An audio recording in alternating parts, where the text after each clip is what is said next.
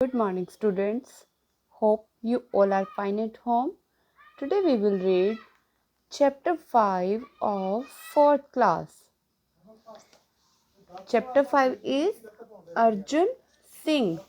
आज हम अर्जुन सिंह नाम के एक बच्चे के बारे में पढ़ेंगे जो देशभक्ति की भावना को लिए हुए देश के लिए अपना बलिदान देने तक को तैयार होता है और उसके अंदर देशभक्ति की भावना बचपन से ही कूट कूट कर भरी हुई है.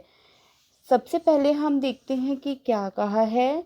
देशभक्ति की भावना हमारे देश के बच्चे बच्चे के मन में समाई हुई है. देखिए क्या कहना चाहता है कि जो देशभक्ति की भावना है यानी कि अपने देश के लिए कुछ कर दिखाने की भावना देश के हर बच्चे के अंदर भरी हुई होती है. इतिहास के पन्नों पर उभरने वाले महान देश प्रेमियों की शक्ति का आधार देश की जनता थी. अब हमारे पास यहाँ पर कुछ पिक्चर्स दी हुई हैं.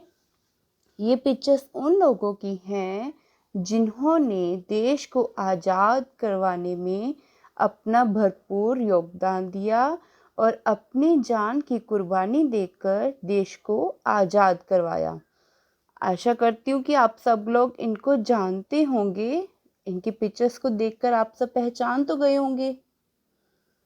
हाँ जी, अगर पहचान गए हैं तो चलो बताते हैं कि ये कौन है. सबसे पहले ये हैं नेताजी सुभाष चंद्र बोस. सुभाष चंद्र बोस.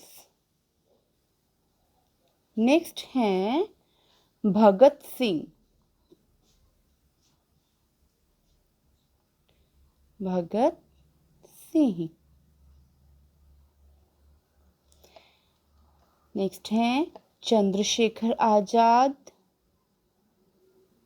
सभी बच्चे अपनी बुक्स पर इनका नाम लिखेंगे और इनको ध्यान रखेंगे कि ये व्यक्ति कौन है. चंद्रशेखर आजाद. और लास्ट हैं एक महिला जिन्होंने स्वतंत्रता सेनानी के रूप में देश के लिए अपनी जान की कुर्बानी दी. झांसी की रानी रानी लक्ष्मीबाई. रानी लक्ष्मीबाई.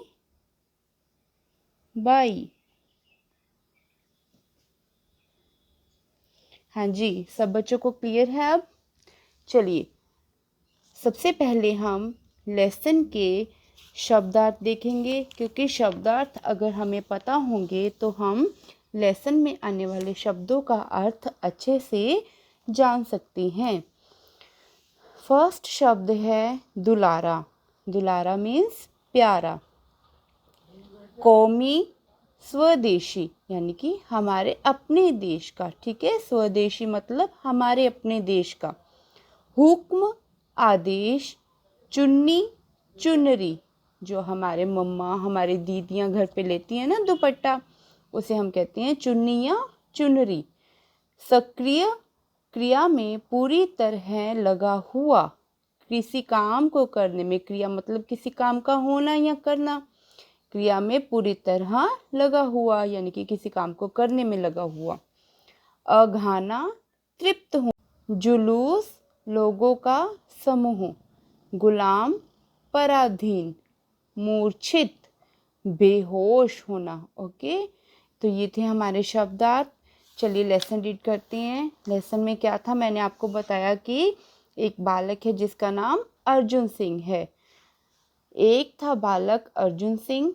वह अपने माता पिता और छोटी बहन का दुलारा था यानी कि बहुत प्यारा था अपने माता पिता और अपनी छोटी बहन का. उसके माता पिता उससे बेहद प्रेम करते थे. छोटी बहन भैया भैया पुकारते नहीं आघाती थी. थकती नहीं थी. आघाती मतलब तृप्त होना. ठीक है, हमने अभी रीड किया था ना. आघाती तृप्त होना. उनका छोटा सा परिवार प्रेम और आनंद से भरा हुआ था. अब देखो कितना था परिवार, माँ बाप और भाई बहन, ठीक है, छोटा सा परिवार जिसमें प्रेम और आनंद था। एक बार अर्जुन बीमार पड़ गया। उसका बुखार बहुत तेज था। माता पिता और बहन सभी उसके लिए परेशान हो गए। माँ ने उसके इधर उधर की चीजें खाने पर रोक लगा दी। अब देखिए हम लोग बच्चे क्या करते हैं, बाहर की चीजें खाते हैं ना, हम लोग ध्यान नहीं देते हैं कि कौन सी चीज अच्छी है हमारी सेहत के लिए और कौन सी नहीं अच्छी है। तो अब उसकी मम्मा को लगा कि अर्जुन बाहर की चीजें खाने से बीमार हुआ है, तो उन्होंने उसकी चीजों पर रोक लगा दी। लेकिन उसका जो मन था अर्जुन का, वो गुड़ और चना खाने को ललचा रहा था। उसकी छोटी बहन से भाई का दुख ना सहा गया। वह चुपके से भाई के लिए गुड़ और चना ले आई और उसने भाई को खाने के लिए दे दिया। कुछ दिनों बाद अर्जुन का बुखार उतर गया। भाई के मन में बहन के प्रेम की भावना और गहरी हो गई। अब जब अर्जुन की उसकी सिस्टर ने केयर की, बहन ने केयर की, तो अर्जुन की जो भावना थी अपनी बहन को लेकर, वो और भी मजबूत या गहरी हो गई। एक दिन लोगों ने सुना कि कौमी झंडे का जुलूस निकलने वाला है। हमने अभी पढ़ा था ना, कौमी मतलब स्वदेशी, यानी कि अपने देश के जो झंडा है उसको लेकर एक जुलूस यानी कि लोगों का इकट्ठा होना निकलने वाला है। सभी देशभक्तों के दिलों में आनंद और उत्साह की भावना समा गई। देश का वायसराय नहीं चाहता था कि कौमी झंडे का जुलूस निकाला जाए। अब जो देश का वायसराय था वो यह नहीं चाहता था कि कौमी झंडे का, यानी कि जो उनके स्वदेशी है देश का झंडा है, उसका जुलूस निकाला जाए। इसलिए उसने हुक्म किया कि जुलूस नहीं निकाला जाएगा। अब उसने आदेश दे दिया कि जुलूस नहीं निकाला जाएगा। वायसराय का हुक्म सुनते ही देशवासियों के दिल मुरझा गए। अब जब देशवासियों को पता चला कि वायसराय ने हुक्म दिया है कि जुलूस नहीं निकाला जाएगा, तो देशवासियों के दिल मुरझा गए। क्यों? क्योंकि वो सभी उस स्वदेशी झंडे के जुलूस में शामिल होना चाहते थे। अब जो लोग हैं, देशवासी हैं, वो क्या कहते हैं कि बड़ा आया वायसराय, क्यों ना निकले झंडे का जुलूस। भाई ने बहन से कहा। अब जो भाई था वो, मैंने आपको बताया ना कि देशभक्ति की भावना को लिए हुए था, शुरू से ही बचपन से ही अपने देश को बहुत प्यार करता था। तब वो जब उसने वायसराय को हुक्म सुना तो उसे गुस्सा आया और उसने कहा कि बड़ा आया वायसराय, क्यों ना निकले झंडे का जुलूस। बहन ने पूछा, कौन है ये वायसराय? भाई ने कहा, होगा कोई। बहन ने कहा, वह जुलूस निकालने क्यों नहीं देता? भाई ने बहन से कहा, हमारा देश अंग्रेजों का गुलाम जो है, गुलाम यानी कि अंग्रेजों के अधीन है हमारा देश, उनके पराधीन, ठीक है। हम यानी कि अंग्रेजों के हुक्म के अनुसार ही हमारे देश में सब कुछ होता है। बहन ने बड़ी हिम्मत से कहा, तब तो हम जरूर जुलूस निकालेंगे, अपना झंडा फहराएंगे, देखते हैं कौन रोक सकता है हमें, ठीक है, कौन रोकता है हमें। भाई बहन दोनों झंडा बनाने में जुट गए। भाई केसरिया और हरा रंग ले आया। अब आप सब बच्चों को पता है हम कौन से देश में रहते हैं? भारत में। और भारत का जो झंडा है, तिरंगा है, उसमें कौन कौन से कलर्स होते हैं? सबसे ऊपर होता है केसरिया, बीच में सफ़ेद और सबसे नीचे हरा। और इसके अंदर हमारे पास एक चक्र होता है नीले रंग का, जिसमें 24 तीलियां होती हैं, जो हमारे समय के यानी कि 24 घंटों का प्रतीत होती है।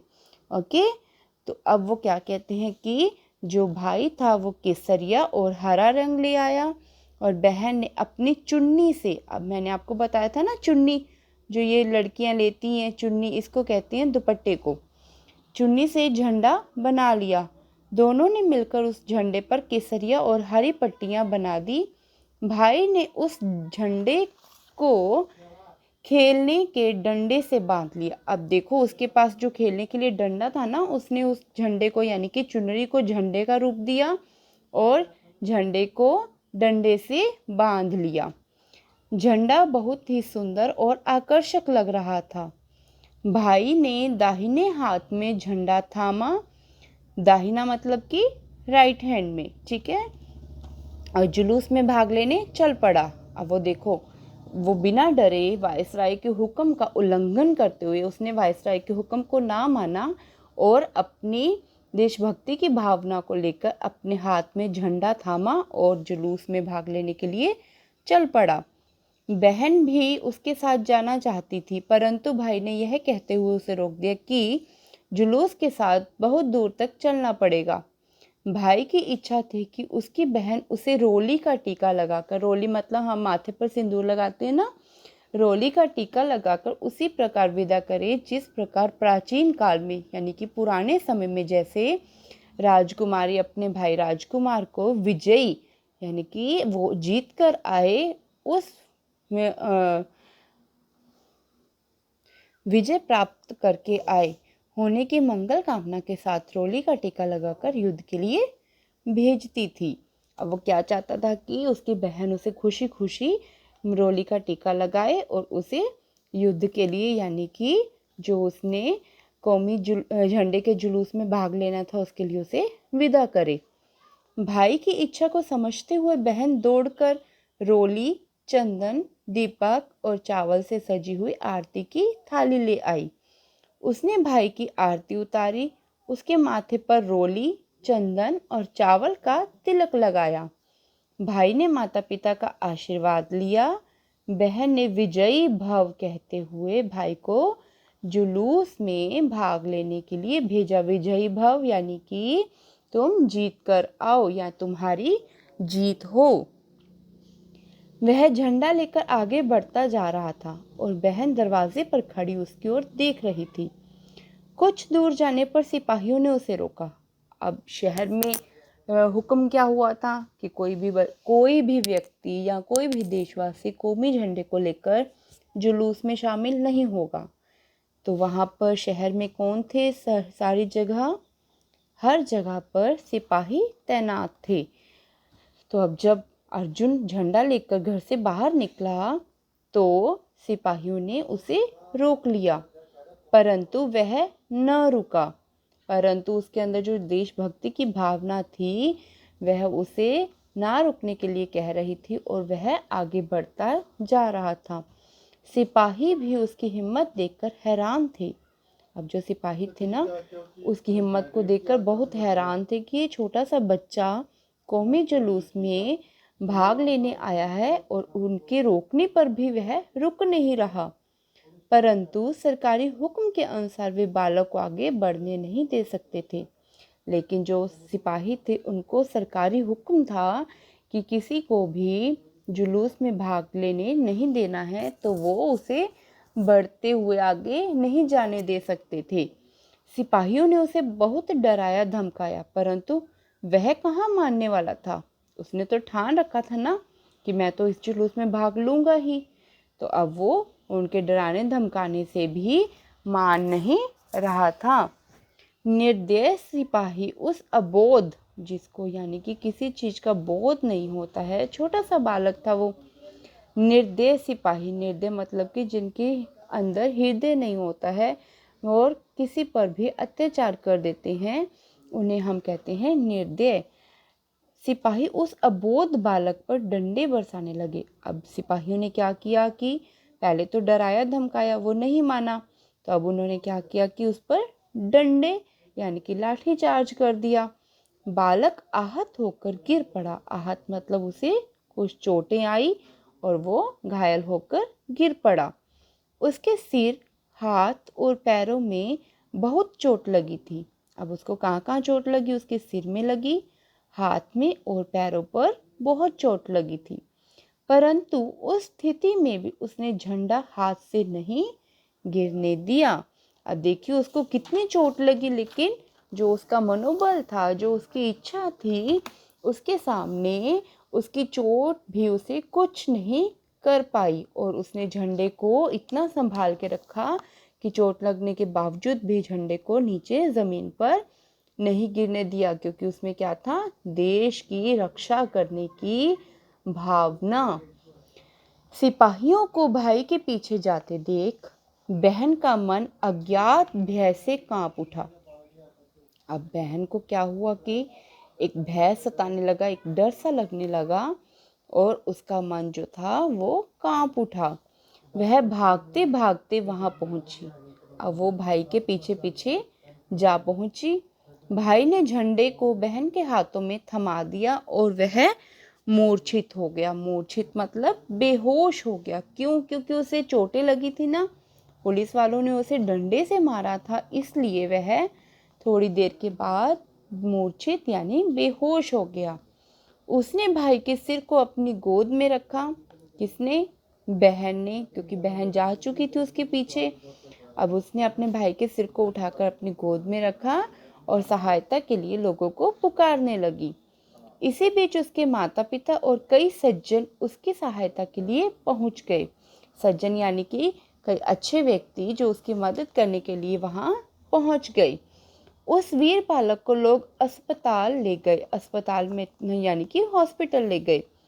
वह कुछ दिनों में स्वस्थ हो गया। स्वस्थ यानी कि अच्छा हो गया, ठीक हो गया और पुनः झंडा लेकर अपनी बहन, मित्रों और परिजनों के साथ देश की स्वाधीनता के कार्यों में सक्रिय सक्रिय रूप से यानी कि अपना जो उसने कार्य शुरू किया था उसमें पूरी तरह से फिर से भाग लेने के लिए तैयार हो गया। ठीक है, तो वो क्या कहना चाहते हैं कि अब देखो उसमें कितनी देशभक्ति की भावना थी कि इतना घायल होने के बावजूद भी उसने अपना मनोबल यानी कि जो उसने धारा अपने दिल में सोचा था ना कि मैं अपने देश के लिए कुछ करूँगा, तो उसने उसे अपने मनोबल को हारने नहीं दिया और वह फिर से ठीक होकर बाद में देश की स्वाधीनता के कार्यों में फिर से उसी रूप में भाग लेने लगा। ठीक है,